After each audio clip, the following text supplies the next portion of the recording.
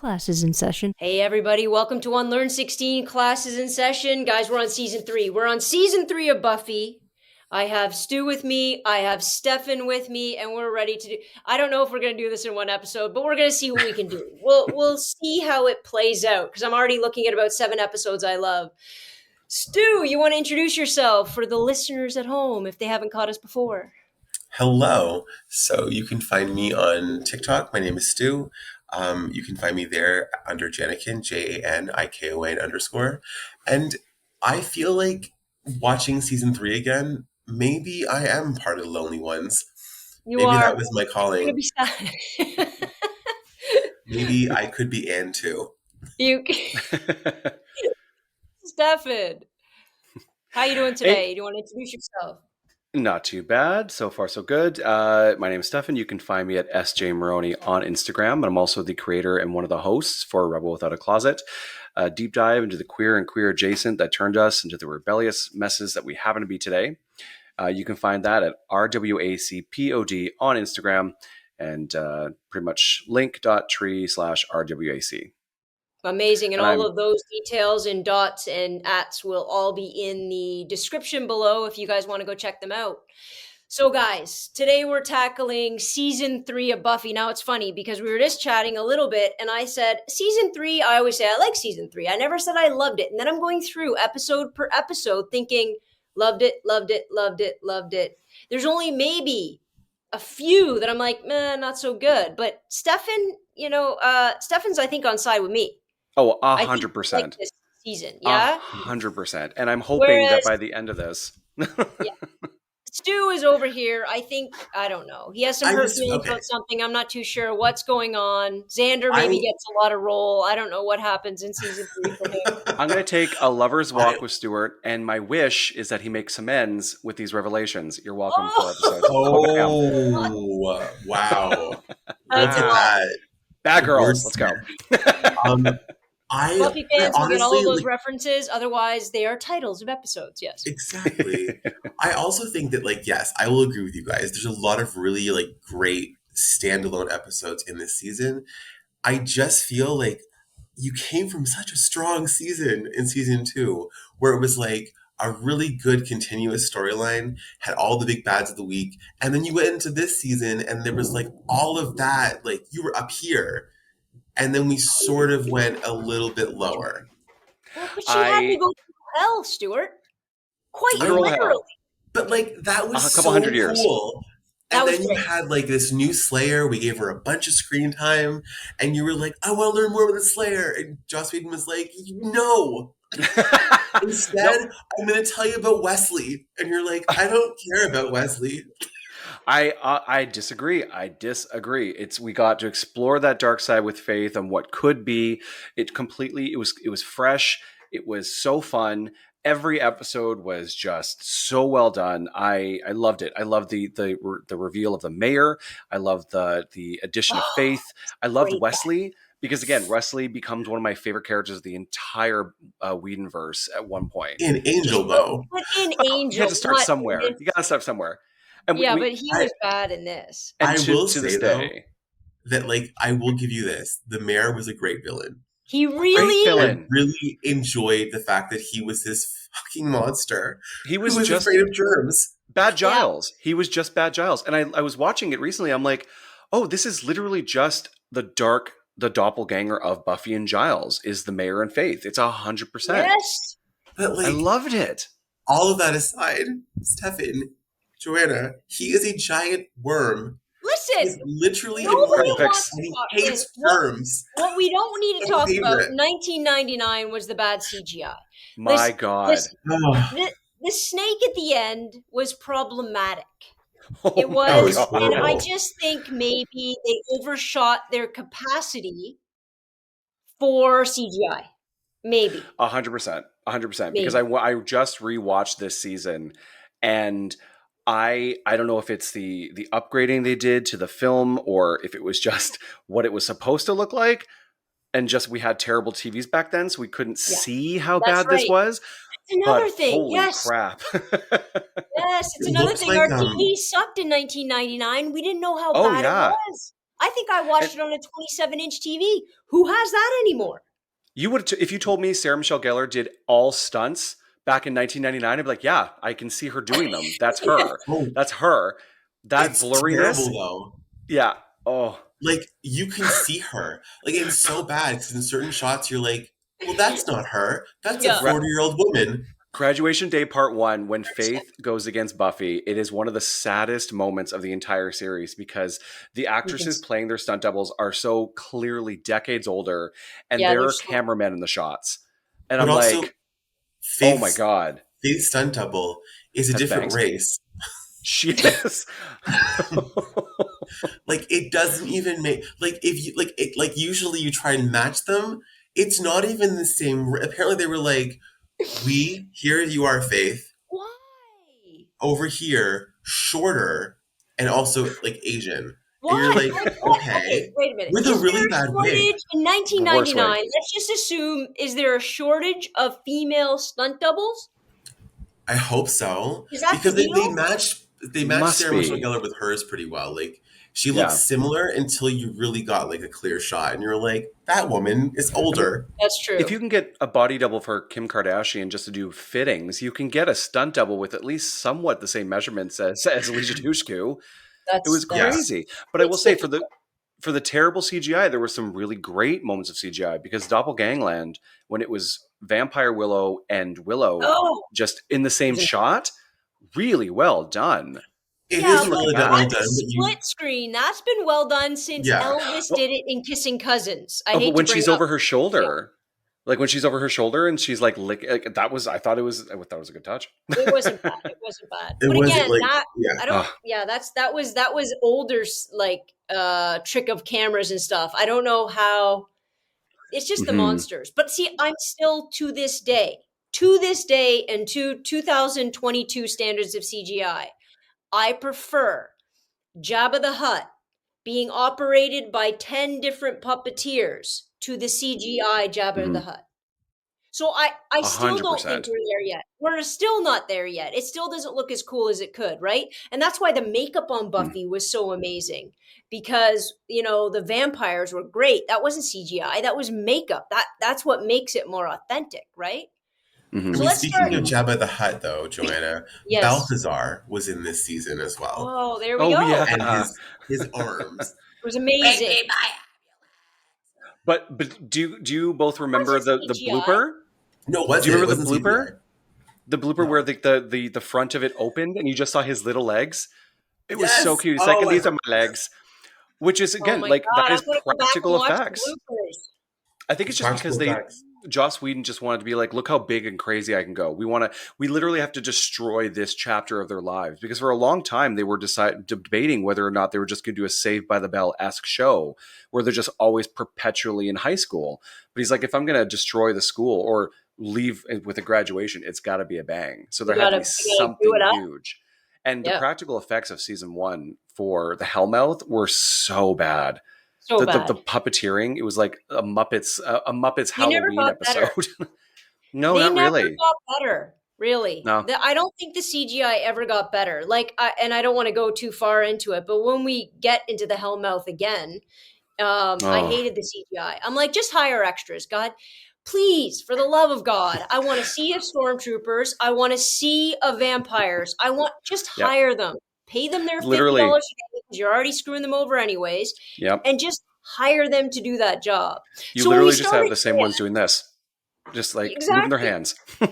When we start at Anne this season, we quite literally start in hell. Now, I don't think it's like, I don't, it's not a big jump, right? She has to go through hell to get through hell. So she runs away from home and she ends up in hell. And it's in hell she decides if she's going to die there or, if she's going to fight. What did you guys think about that episode? I think it started off. I think this season started off very strong. So I Yeah. think that Anne, which is the first episode, and Dead Man's Party, which is right after, were two of one of the strongest episodes to start off the season going forward. I think honestly that is one of my favorite episodes of this season. I think her re-meeting Lily or Chanterelle now as Yeah, Lily, I like that. Mhm. and still being as dependent on the men in her life and looking for an identity of strength and identity. I think having Buffy given up hers and taken Anne, this kind of like meek waitress, which Joss Whedon ultimately had kind of framed Buffy over, of like the weak blonde waitress who's a nobody, who ends up responsible for saving the world, was really, really great callback to the kind of origins and seeds of the show. And I love that kind of idea of her having to work through hell to get out of it and go back to her life and be able to kind of work through that post-traumatic stress. But also, have you guys also ever thought the fact that now she is older than all of her friends because she spent a considerable amount of time where time is faster? Yeah, Oh well, she should yeah. have been, right? She should have been older, but it's like she only spent a day down there. But the day should have been at least a year, Yeah, Yeah. exactly. right? It should have Yeah, been. Yeah. yeah, I True. mean, It's I definitely true. really did love this episode. I love the callback to bringing Lily in so that she can remind Buffy of this is where you're from, this is your calling. You're Yeah. supposed to help You used people. to help everybody, yeah. Yeah, but but when it comes to uh the next episode, which was Dead Man's Dead Dead Man's Party. Man's Party. Party. Thank you. Yeah. Because I think No Man's Land. I don't know why. With Dead Man's Party, I don't know. There was something. The one thing that I'll say that I'm a little irked by is that anytime Buffy and the Scoobies have an argument, it's solved within 5 minutes. So we see it in season 4. We see it in season 7. Actually, season 7 is probably the longest stretch of when they were Season kind 7, of it takes a disconnected. minute, yeah. But like season 2, season 3, and season 4, there's always like a conflict where they're all at each other's throats, and then within like one scene, 2 scenes, they're giddy and there's a fun, happy track playing. And I don't know, that was the only thing that I didn't like about that particular episode, but I thought they were both really strong. Agreed. And I mean, the fact that that last shot of her holding the sickle and panning up on her body as being Ugh, the credit such a good, opener from 2 yeah, to 7, like that's, yeah, yeah. there's a reason this is like such a strong episode. That moment where the guy slaps her butt, you guys know what I'm talking Oh, about? yep, She slaps yep. her butt, and you think that's it. She's gonna take her. No, I don't think any single moment showed how much she had made herself small than that Yeah. moment. And I was just like, oh, she's gonna take off his head. And what does she do? Nothing. She just walks away from it and takes it. And I'm just like, it's amazing to me because then you start thinking of all the applications. It's amazing to me. Now she did go through some torment. Let's be honest. She had to kill the love of her life. Mm-hmm. Having said that, it's interesting to me how from something that traumatic or that horrible that happens in your life and how easily then we can as people make ourselves, we have a choice, right? And the and shows it. We can make ourselves small, we can make ourselves non-existent, we can, give up any big aspirations of anything because it's too hard and it's too much risk and it hurts too much. Or you put your hand in and you go play another, game. And I think that's the powerful part about Buffy because it happens again and again and again and again in so many different ways. And I I think do have to also, say, oh, sorry. go on. Well, I was just going to say, the thing I also really enjoy is that, well, and we're never going to touch on it again just because it's an Angel reference now, but I love that Chanterelle turned Lily, then Anne, does continue her growth and storyline in Angel as the leader of a youth center. And then in season 5, I believe it's in Not Fade Away, which is the very last episode of Angel, she still makes an appearance fighting the Yeah. good fight. And it's all Yeah. because of what Buffy did for her and Anne. And and what Buffy did for her and Lie to Me. So I Yeah. love that subtle, just little update on her. It was really fun. It was really cool. I think, but that's what the best part about it is the fact that whereas Buffy used the name Anne to be weak and small, she was able to give Anne to Mhm. Lily to be brave Mm-hmm. and to be the powerful woman Lily wanted and saw in Buffy. So Buffy kept her 100%. powerful name in Buffy, and she was able to pass on that power to Lily. Mhm. I think with Dead Man's Party, I'm going to agree to disagree with you about their fights being very fast. I do agree that usually in these seasons they are, but I would say the fight with Xander, and that sort of his resentment toward Buffy and her romantic interest continues from there. Mm-hmm. Like, it Oh. doesn't stop, and it actually is something where this is the episode I really started, like, I was like, oh, Xander, like, what is going on? Because, like, even the conversations he has where he's, like, throwing out a bunch of stuff about Joyce in the middle of a party in front of all of her classmates, I was like, what are we doing? Like, you're not Yeah. part of the family. You can be Yeah. mad at her as Right. a friend, but what you're talking about really doesn't concern you. You're not a white knight here to save all of us and make sure we all feel heard. And ugh, and in Revelations, I'm sorry. Like I am on the I hate Xander train, at least for season 3, because his nonsense about Angel and Buffy and how much he will turn on her on a dime if it has anything to do with Angel in this season. And it is so exhausting to the point where then Faith goes and tries to take out Angel because of Xander. It's just ridiculous. Like I just and then but then he's like, "Oh, sorry guys, I guess I didn't." This is also the season where in the entire Scooby Gang's mind, he is the reason that Oz murdered someone. Like there is a point where I might be wrong, but I believe it's this season where it is. It's When he it falls was asleep. yes, Oh, Beauty yeah. and the Beasts. I think it was. Yes, it was Beauty and the Yeah, that's Beasts where he 4. falls Yeah. asleep. Yeah, he falls asleep watching Oz and then notices that the window is open. But he's so like, well, oopsie tootsies. And Giles is like, you were sleeping. Oz got out. Potentially, you're the reason someone is dead. He's like, shucks. Oops. Like that's not cute. You're not cute. You're the reason that Oz now thinks he murdered someone. You're a monster. uh, Well, I think Stu's right. The whole white knight thing. Like I said, I think Xander is very much used for the typical sort of old school patriarchal bumbling. It's all about like he's very typical, so he has to be that. He still has to mhm. represent that all the way. I don't think he ever comes to any sort of grand revelation, to be honest with you. And Stu Never. said that before.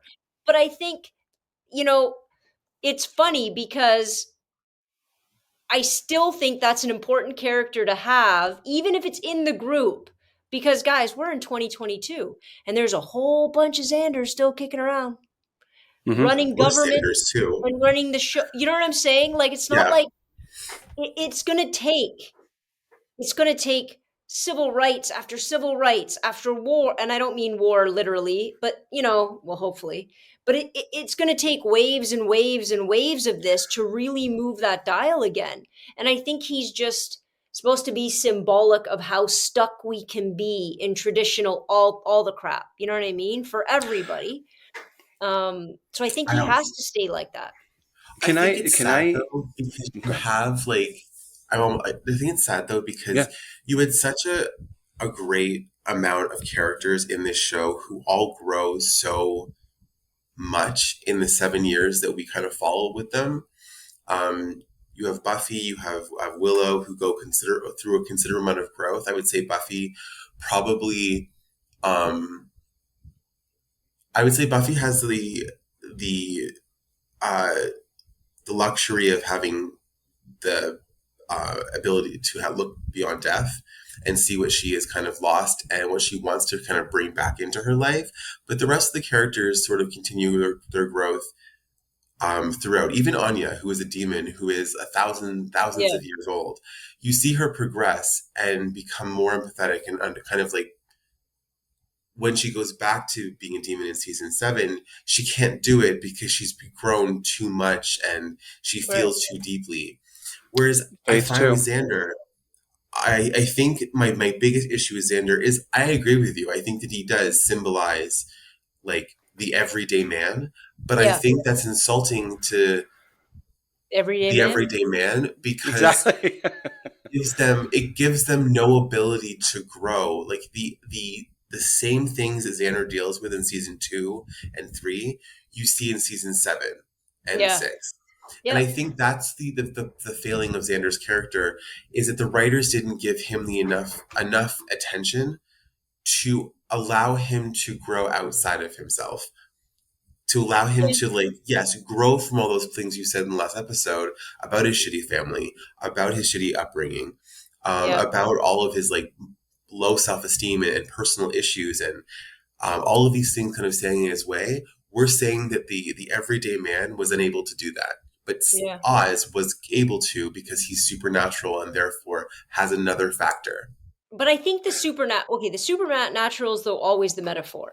So maybe the supernatural in this way, when you look at all of these characters and all the supernatural characters, some bad, some good, some in the middle, and you look at the why, right? The why they can make those jumps and those leaps. It's the supernatural as the metaphor for their transition.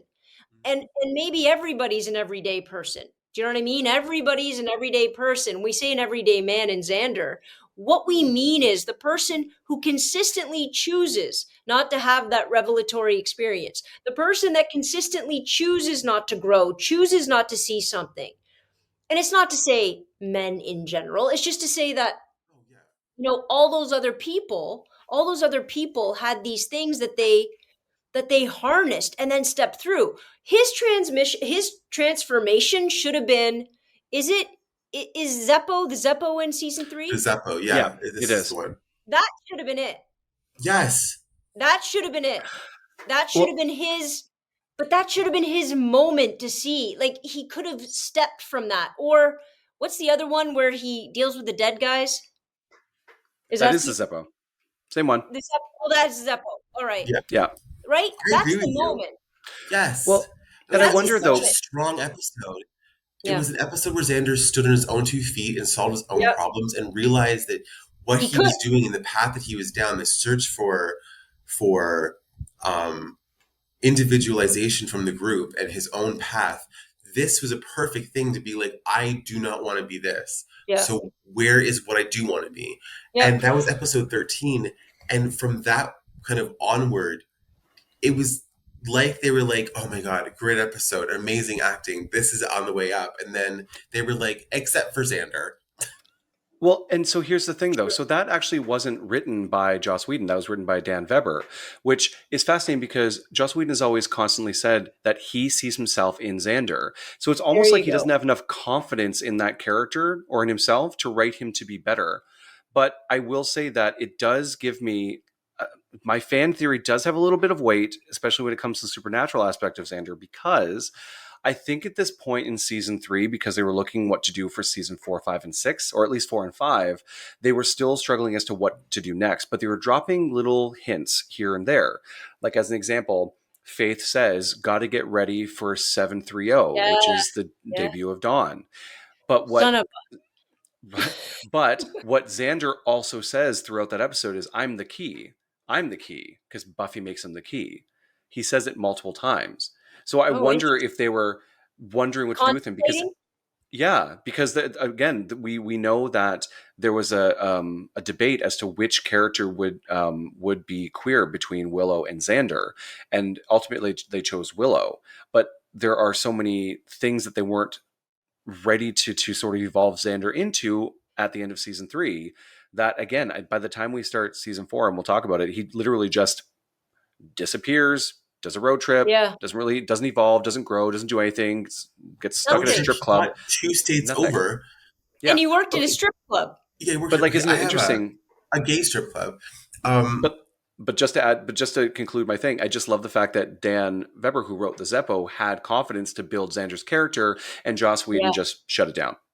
Yeah. I think that's an amazing point. I also just want to touch on something you said there because I think it's important as well. I often forget that this is in the era of like you will this is in the era of characters being made gay to find a way out of the characters that they are.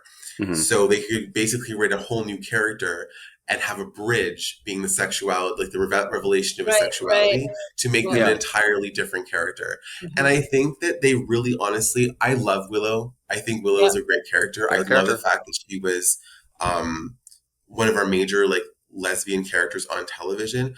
But I will play devil's advocate for a second, saying that with the magic, she already had a way into kind of like growth. Yes. And I think that it would have worked a lot better for Xander's character.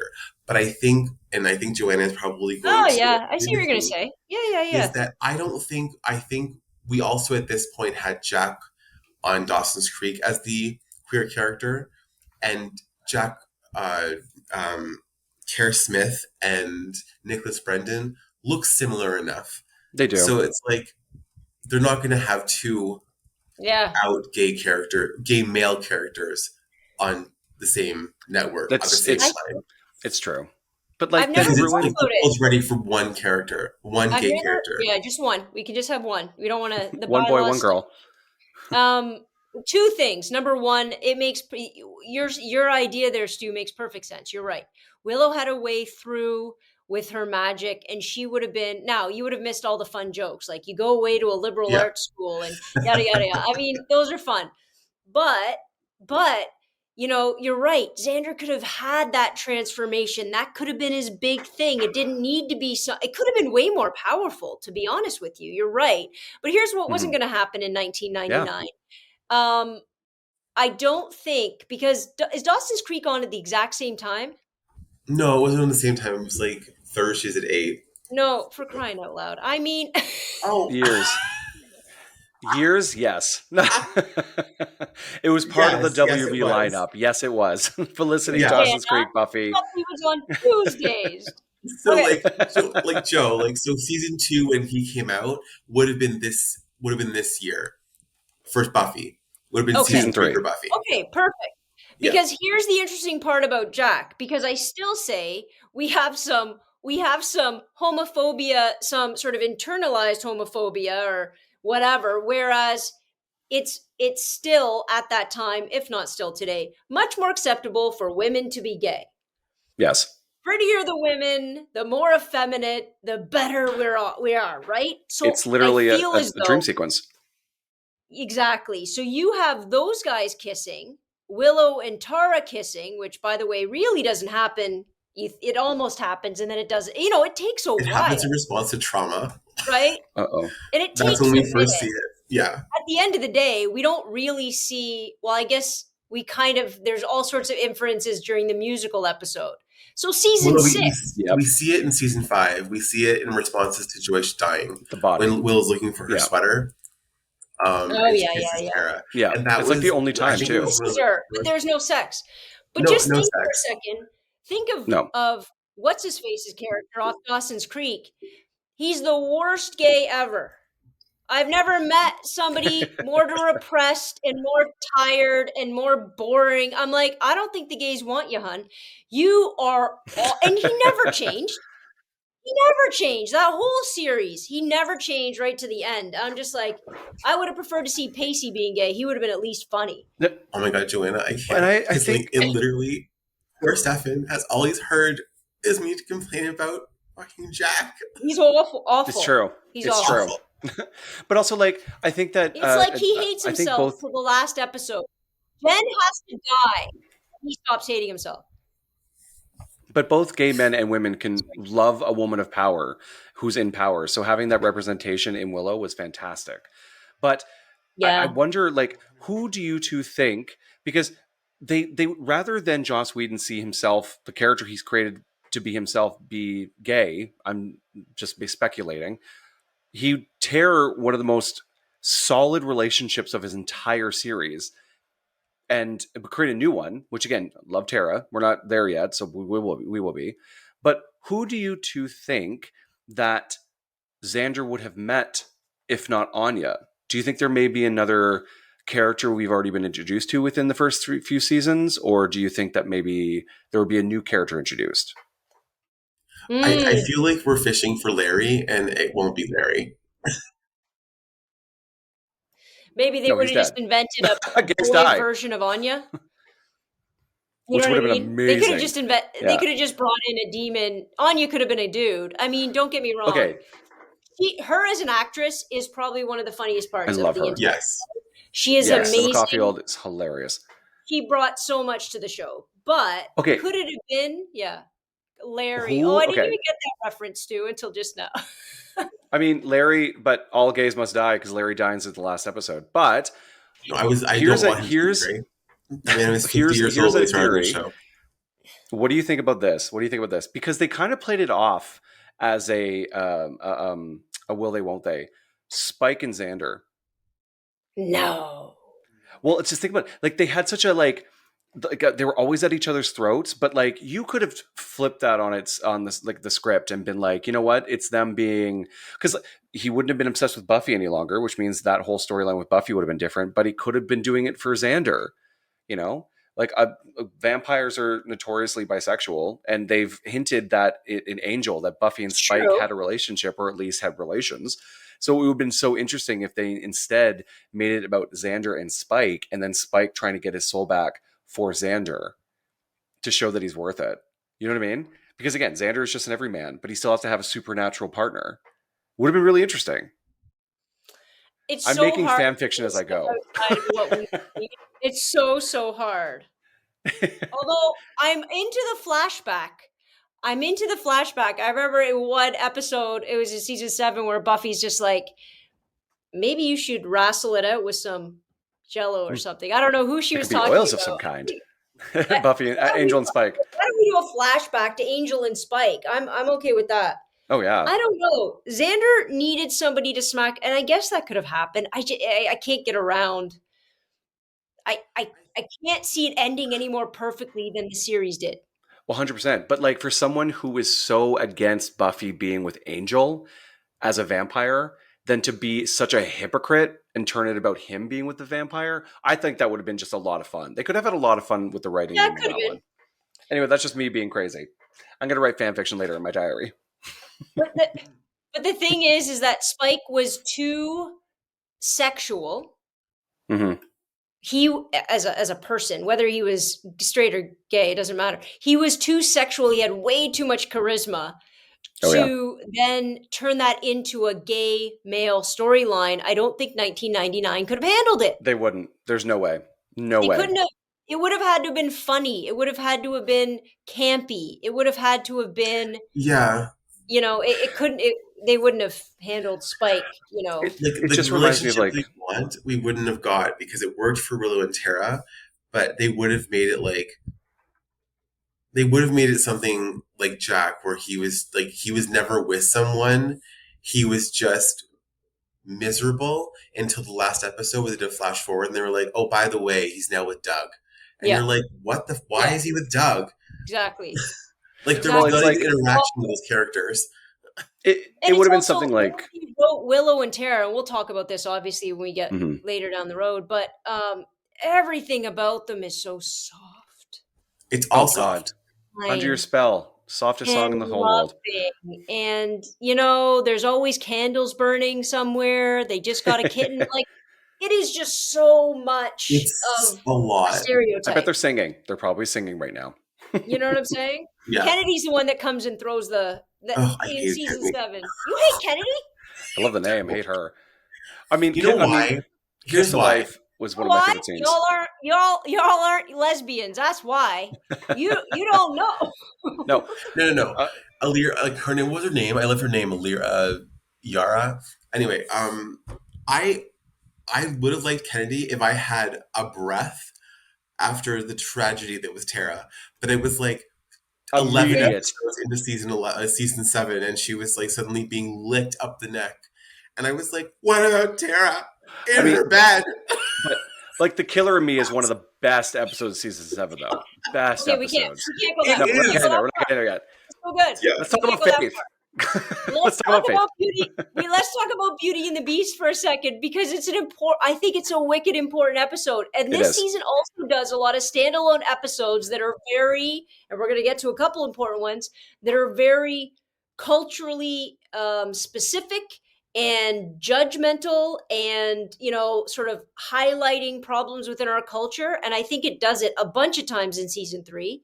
Mhm. And Beauty and the Beast, is that what it's called? Beauty and Yep. the Beast Beasts. is the best episode for that. Does somebody want to give like a quick little rundown of what that episode was?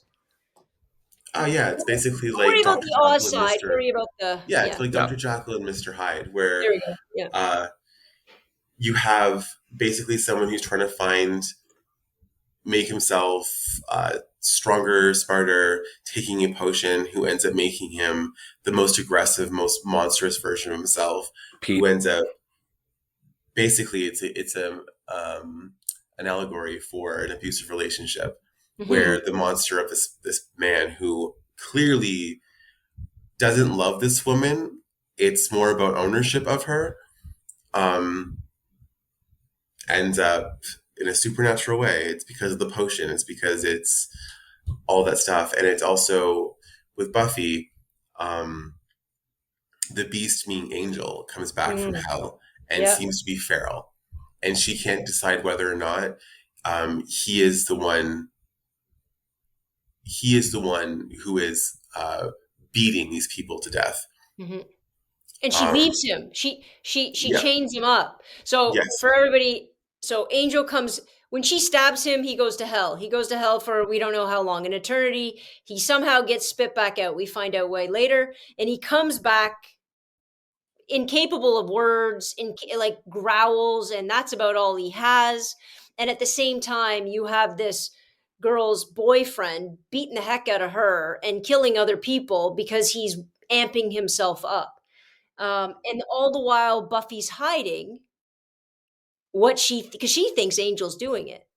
She's pretty sure he's doing it actually, but she's still, I'm going to protect him. I'm going to protect him. Um, I think that's interesting. I think it's interesting. Speaking of an abusive relationship, I mean, we can also look at Angel and Buffy symbolically being that, right? Isn't Hmm. it in Hmm. this episode where she talks to the guidance counselor? Yeah, yeah, yeah. Yeah, Remember? because Debbie was And using the same one. yeah, and he Hmm. makes the comparison when she's kind of talking about Angel. He's like, he wasn't the person you thought he was anymore, right? And Yeah, she's saying these things, and he's analyzing her without all the supernatural. And you're going, without the supernatural, it is an abusive relationship. It is 100%. actually Buffy and Angel is more of a perfect abusive relationship allegory than this other couple, right? Because the height of his evil and the height of his love is equally passionate, and we're going to get to that in a second. It drives him without reason. And I think that's a really cool comparison because at the end of this all when they solve it and they find out it's the guy and she takes care of him, everybody's like, well, he was a monster. And she says something to the effect of, no, he was just a man. He was just Yeah. a man who chose this. And I, It was another all line, like such a great episode. yeah, another line that really stuck with me is when Debbie's sort of like um, pacing on the floor, and she's like, he loves me," and Willow says, "I think we broke her," and Buffy says, "She was already broken." There we go. You know, because every time he came back to his senses, he apologized that she took him back, even though she's gotten a beaten. And I think that Yeah. was, yeah, it was a really strong, because you're right. Buffy and Angel had a very at the start had a very abusive relationship if you really think about it without Yeah. the theatricals and the supernatural, but here we finally see it happening to another couple, and I'm sure a lot of the audience took note, you know. Hmm. Well, it's funny because when you're sitting outside of it and they're all sitting outside going, that relation's awful. And we're going to come back to Xander for a second because Xander's the one that's like, Angel's garbage, Angel's garbage. He's always been garbage. And you're just wondering if he could see he was jealous and he had all those things. But if he was outside of the relationship, when you're not drawn into the relationship and you don't feel that build and then that letdown, but then that build again, you're in that trauma with them. And you Hmm. bought in. We bought in. The dude is 240 years old. She's 16. Yeah, Weird, it does right? No, it, and I weird. guess now even like older because he was in that hell dimension for like 100 some years. Yeah, well, what is he now? 500? Yeah, we don't Yeah. know. Also, we're introduced to Scott Hope. I forgot about him. Um, Oh, Oh yeah, I yeah. like Tab Scott. Filippo. He's so Um, cute. He could have dated Xander. Yeah. he could have though. He could have dated Xander, and I think that's the most interesting thing is that that character we had for 3 episodes, and it Yeah. basically was like a series of events that basically Buffy was unable to date him. Everything always went wrong, and she ends up breaking his heart. Hmm. Um, you never see him again though, but Also, I really do think that he was a great character. But he could have played the gay character because he played a gay character in the original Queer as Folk. He was Justin's boyfriend Oh, after yeah. Yeah, yeah, because he yeah. was born and raised in Toronto. Toronto. You're Yeah. right. Oh, we got to No, see if we can get him. Torontoian. Get him on the podcast. Hmm. No, you're totally right. And I think it's interesting because he was, if you could have flipped those things, if we look at the parallels between that broken couple and Buffy and Angel, he's the one that looked at her at some point and said, "You're broken. Yeah, Hmm. You're exactly. not okay. You're broken." And it's like him saying that, and all of a sudden everybody's like, "Oh," and he walked away from her. Like she broke his heart, but he's like, "No, you're not okay." And it's like the rest of us just think, "Oh no," but it's because he was in a hell dimension and he's allowed. But the Also, metaphor is the realization in this episode where, oh, sorry, it wasn't this episode. It was in, I think it was Revelations, where when they find out that Angel is around, and the conversation that Giles has with Buffy, because again, mm, just feeding into the abusive relationship, she's so hypnotized by her love yep, for him yep. that Giles says to her, "He tortured me with a smile on his face for Mm. hours. You have no respect for me or what I do. Get out of my way." Well, there we And go. I was just like, wow, because like that was painful. Because Mhm. for all intents and purposes, Giles is the father figure in Buffy's life and one of the most stable figures in her life, and will be until season 7, where things happen. It's really really hard to see that break between them, but then it coming back for her birthday, when she's helpless in that Kevin? Well, episode, which no, was he leaves again in like another season. really No, he fun, leaves when very she interesting episode, was dies, Helpless. I mean, probably my least favorite of the right? season, but still very good. Um, Stu, I don't know what's Stefan's mic is kind of having problems here. Hold on.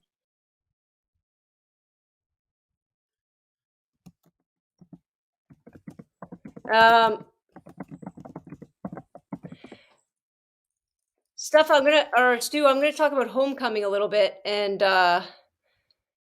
then we can, yeah, he'll come back in a second. So Homecoming's just a one-off, anyways, but it's Yeah, fun. Come on, Slayerfest, Slayerfest is amazing. great. So I want Well, T-shirts that say Slayerfest. There he is. Stefan, we're just talking about Slayerfest. We're talking about Homecoming as a one-off. Like I want T-shirts from Homecoming and Slayerfest. Band Candy. I mean, these are still good episodes, but they're definitely. I get what Stu's saying in the sense that there's some one-offs. Like it's a bit of Yeah, a throwback to having these one-offs. Like Slayerfest was highly enjoyable, but what I liked about Slayerfest was Cordelia's strength. You saw her start to transform. You saw mm-hmm. her kind of going, Yes, you have no idea who the real queen is. And you're like, oh, I like that. I like that. So you saw glimmers of who she was going to become later. I think.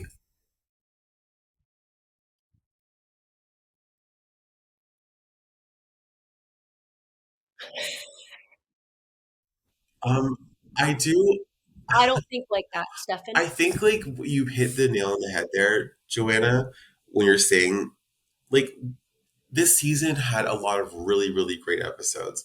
But I think these one-off episodes feel so displaced from I the get what you're story saying. Yep. that all of the character work we saw in them, like Yep. Cordelia, you don't get to carry that through the next episode. It almost feels Mhm. like it was just like out of time. And I Yeah. think like even with with Gwendolyn Post arriving in Revelations, I Yeah. love that episode. I Yeah, think me too. Gwendolyn Post is such an interesting character. I wish she could have been around longer Hmm. because then it would have made more sense that Faith felt so betrayed by her. A Yeah. couple of scenes does not a relationship make. And I Right. think we're building that. I think the writers are hoping that we are feeling that Faith is a lot more broken than maybe she happens to be depicted on screen, to Yeah. make that any sort of attention, any sort of kind of like poking of Gwendolyn, a manipulation works on her, but that Yeah. doesn't give Faith a lot of autonomy of Yeah. her own. Like she doesn't seem to have a mind of her own. She's very swayed depending on her whims. And I think, yeah, we can have that conversation about trauma and that kind of looking for a safe harbor. But also, like, Gwendolyn was a really interesting antithesis to Giles, who Yeah. was a good foil for him, very much like Ethan was. And I wish we had more time with her because Agreed. at the end of it, it would have been a lot more of an emotional weight if maybe we got Wesley in season 4 and we got Gwendolyn for all of season 3. So Yeah. when she was a villain, or like So when actually, revelations happened, we were really ready for it. yeah, We like she really, yeah, came in the beginning of it. Would yeah. have loved that. I agree. And I think to be honest, I think Faith's character was definitely, well, underplayed and underexplored. Yes. I think she shouldn't have left when she did. She should have been around longer. I mean, I get the whole mayor, like, fine, there was a finality to that. Yeah. But at the end of the day, she still could have come back and still been in Buffy. I would have liked to have seen more of her, just like we talked about with Kendra, before she got there. We have all these grand flashbacks of Spike and Angel and Drusilla and Darla. Where's Faith? Faith's a huge, huge character. She should have been bigger. Where's her flashback? Where's her crappy parents? Where's her I need her thing, you know what I mean? I need every moment she was broken. How was she that broken by the time she got to Sunnydale?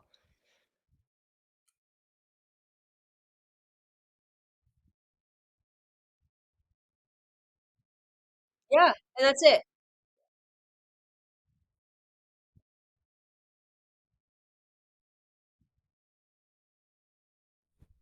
Well, this is the thing.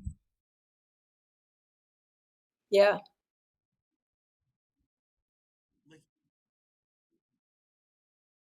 Like even like the food insecurity, and when she's first introduced and Buffy brings her home to dinner, and when Buffy and Joyce talk outside of the room, and Faith is legitimately shoving food into her mouth of all the plates, like there's not more of a conversation. I don't understand why we had to look out and make a whole new character like Dawn when we had a character like Faith who needed a sister, needed a mother. Like, Guys, do you think anybody out there likes Dawn? no, I You don't know even think who Michelle Trachtenberg was on. guys, I made Anna watch all 7 seasons. Wanna know who her favorite is? Don't say Dawn. No. Dawn. Impossible. She's not. She's messing with my head. I How? Did know. you just like Listen, fall off the bed? we'll talk about it in season 5. Nobody can, and I don't think the problem with people that watch the show now. So if you're a new time viewer and you're watching, hopefully you're watching the season right ahead. We do these podcasts so we don't actually ruin the season. But the biggest problem, I think, is when people can watch this dead in a row and they don't have the pain of finding out she had a sister and then waiting God knows how long for the next, because they didn't resolve it the next episode, like it waited, Yeah, right? It felt like 2 months in real time, it was. right? It felt like it was May sweeps or something, anyways. And so that kind of animosity I don't think anybody else can possibly feel. I do want to mention something because I also just I want to mention one thing because I want to go off which it is. She's the only character in Buffy in the whole Buffy universe who gets an entire show based on her perspective of all the characters. Yes. Well, After no, she's Xander introduced, did. Xander did. did Xander? Yeah, the Zeppo. Oh, but yeah, but like, sorry, I'll rephrase. From a completely new character that is coming in, and we're Yeah, like supposed to care immediately about this person. Sorry, Stefan, you were saying something. I cut you off because he's frozen. Oh, there he Frost. is. No, he's not frozen. He lost. Yeah. You're right.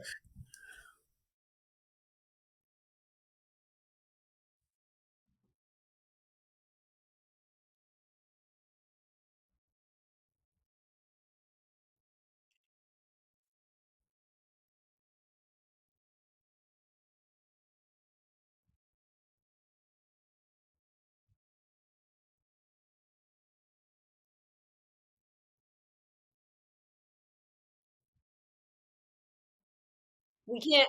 We gotta wait. We gotta wait to season 5 to talk about it because I have a lot. We gotta wait till season 5 to talk about that because there's so much.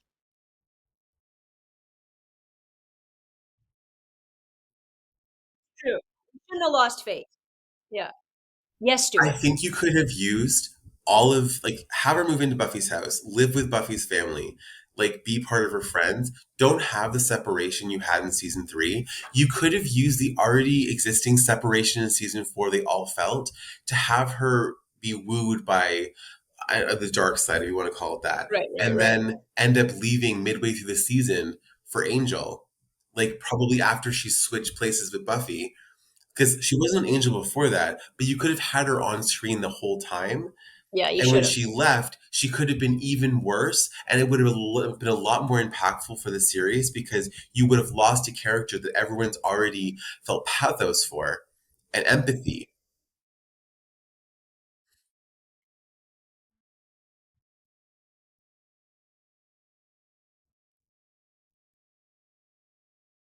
Yeah.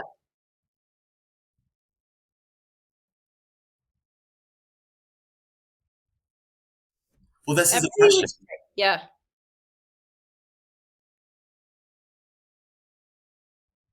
Yeah.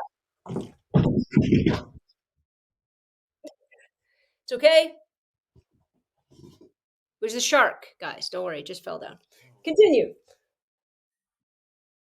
Yeah, exactly.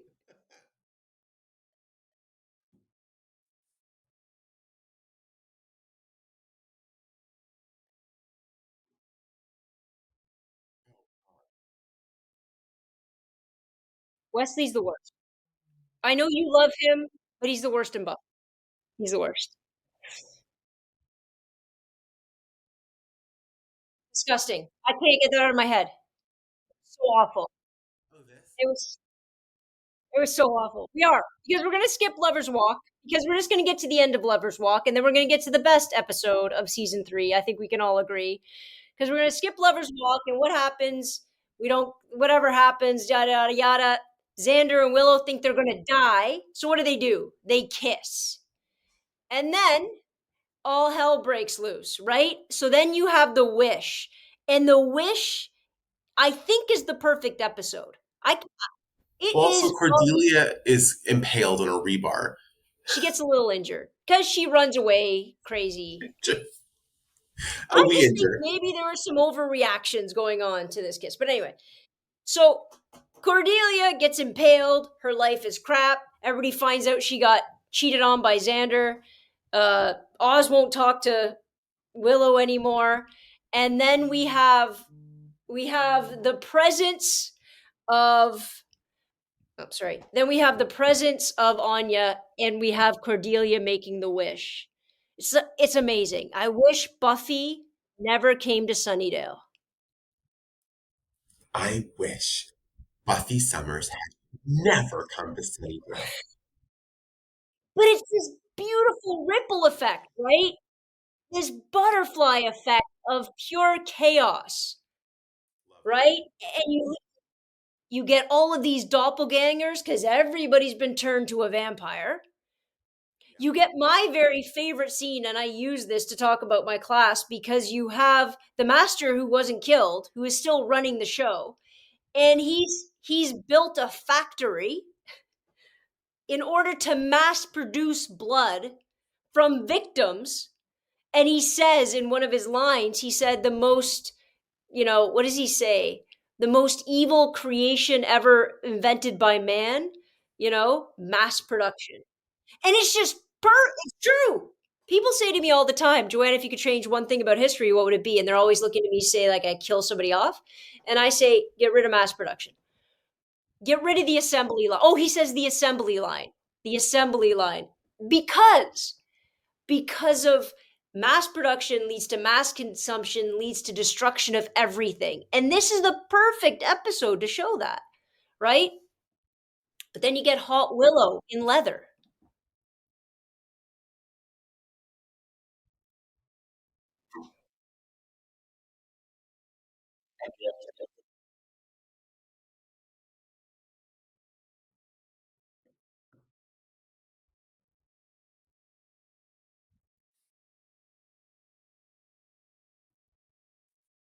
This is the world. Wow, it's so good.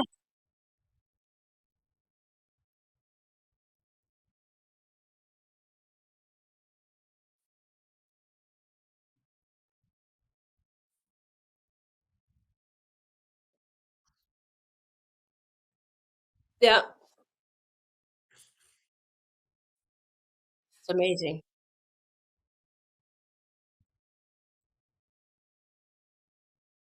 Mm. Yeah, yeah, yeah.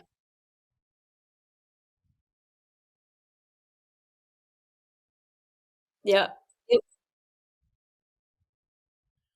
I it's just just, it is so good. perfect. It's a perfect episode. It really is. I like the fact that even in that the grimness and the pain and torture of that episode, that Giles still holds on to hope that Yeah. something has to be better than this. And Yeah. he smashes that amulet. He smashes it having no idea what the other thing What? is, Yep. but it just has to be better than the hell he's Yeah. living in now. And I find it, I think, first of all, I would have loved Anya if she had stayed evil. I would have loved her. I loved Yes. her no matter Me what she too. was. Me But too. just in her, like, done. Like, Yeah. I imitated that way she said it every single day. Like, yeah, right? Same. Where she's like, done. Like, I just, Lord, no. right? Yeah. Nope. Nope. No. Angel didn't know. Yeah, he said, he goes, "I was supposed to come here and I was supposed to meet her. It wasn't supposed to be like this." So he says that, but he doesn't know that it was he's not aware of the dual realities. I just think he thinks it just went to shit. Like I was told to come here by the oracles or the Whistler or whatever his name is. This And would then have been we a run. perfect opportunity for Whistler. I know you're very upset about.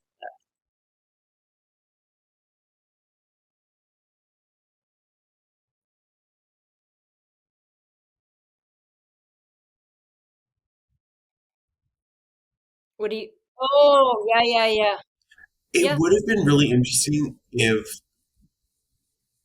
It's yeah, true. it would have also been really interesting if you had Faith, Faith as the Master's Slayer.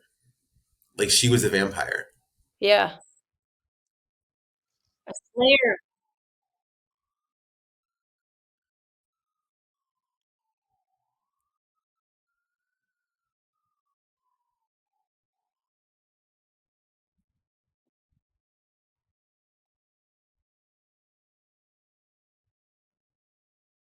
Yeah,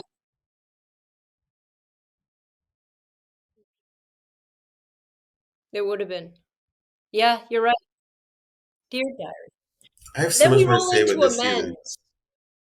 We're gonna have to do a part two. I don't think we can ever get through a season in one part, but let's get through a couple more episodes before we have I to go to really bed. want to talk about uh, Gingerbread Yeah, so because we're gonna go through amends because we can. Did I get it? Did I get it? Yeah, we can skip over the amends. The whole thing. The cool things about the only thing about amends that I think it has is obviously the discovery of the first. Right? mm, The first evil's mentioned, I kinda go, "That sounds stupid." To be honest, I'm like, "What the first? What the hell does that mean?" The first, and you have the cute little Christmas where Angel doesn't kill himself and Christmas saves him. How very Christian. this is the thing I'm talking about too. Is the first evil? What an amazing uber sweeping across Sure. all of the seasons Yeah, evil. Right. But like how amazing. Like this is the thing. This is why I had an issue with the seventh season. Was that we were introduced to the first evil in season 10 of the third season of Buffy. yeah. Where It should have was built better. this? This should have been consistent Yeah, throughout. It should have been the big bad of this season as well as the mayor. Like the yeah, underpinning of all of these things. Same in season yeah. 4. Anyway, but Yeah, it should have, and it's interesting because the first, I mean, especially after Buffy was resurrected. yeah. But you It also could have take the whole season, you know what I like mean? It should have been yeah, boom, right you on it, have all building. of these shows. Like you have Yeah, Joan of Arcadia, where or, like Joan is talking to God, who's played by a different character in every single episode. But it would have been really great to have that consistency the thing they did in season 7, where they wore the faces of the characters and like played in that sandbox um, of like putting people against each other, Mhm. like more and more. And I feel like Joss Whedon wrote this episode and directed it, and then it was just like dropped. We just Yeah. dropped it. He was like, first evil, opened hands into a sewer. Yeah.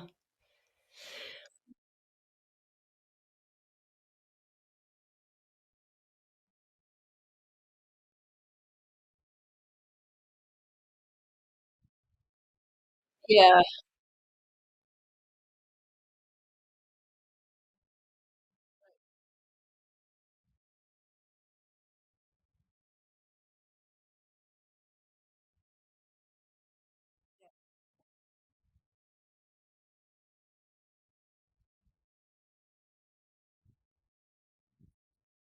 Go on. All right. Well, let's get to Gingerbread Man before we pause for part 2 because let's be honest. There's no way we're getting through the whole. And this is episode 11. So the Gingerbread Man is the premise is I the just premise is they loved play it. on people's fear, Hansel and Gretel run right? home and tell everyone about the big bad Come witch. kill the bad people. Like I love the fact of the mob mentality in this episode. It's so powerful, and I love the fact that the mob mentality is not, it's based around the parents' fear of Yes. the kids going into the occult. It's very much of like the occult hysteria of the early 90s. And I absolutely love the fact that it focuses on the witches in the show. Like you have Amy, you have Willow, who's a burgeoning witch. You have the gay character who, little goth gay, who we don't ever see again. Yeah. But Jeremy, is that his name? No, he said shame. Yeah. Oh, Jeremy? That's his name? Oh, okay. Yeah. So I love the fact that Joyce, like mother of the Slayer, and I can't remember Willow's mother's name, come together to create Moo, mother's Nice acronym, Mom. nice acronym mom. Um, but Mothers like Against the Occult. Opposed opposed to to the the occult, occult. thank you. But like Michael, but I also think that like it's a really interesting play on a fable. Like it's Yeah. a really interesting way to update that and kind of like put that into like the Buffy verse as like it's actually a demon who started in like 1649 or the first documented. But Sean Pifford. Yeah. Sean what I Pifford, is find that right? interesting about this, and again, I consistently relate it to society, to history, to all those things.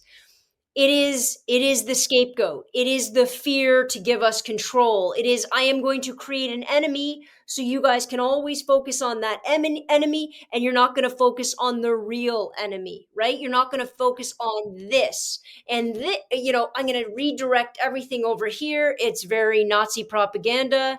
It's very every genocide that's ever happened, right? Mass hysteria. It's very Donald Trump.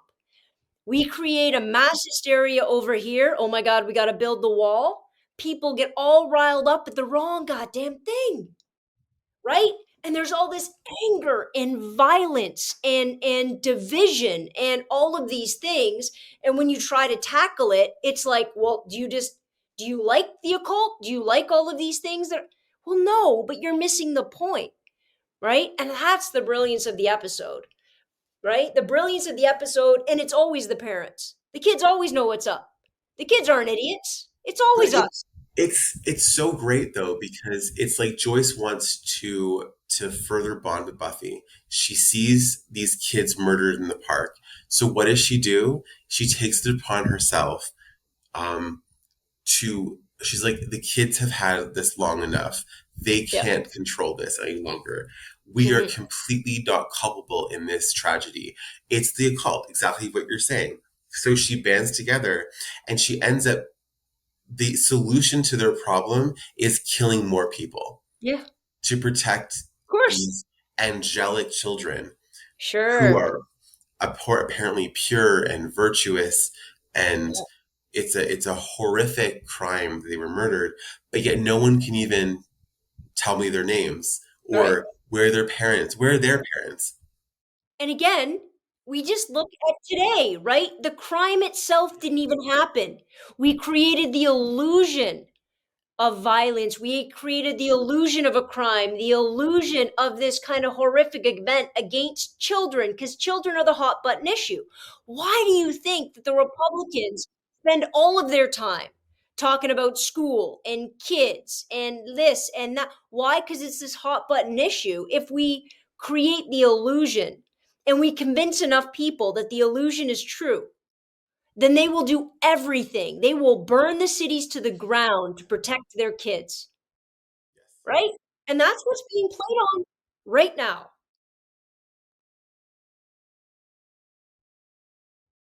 Yep. Right.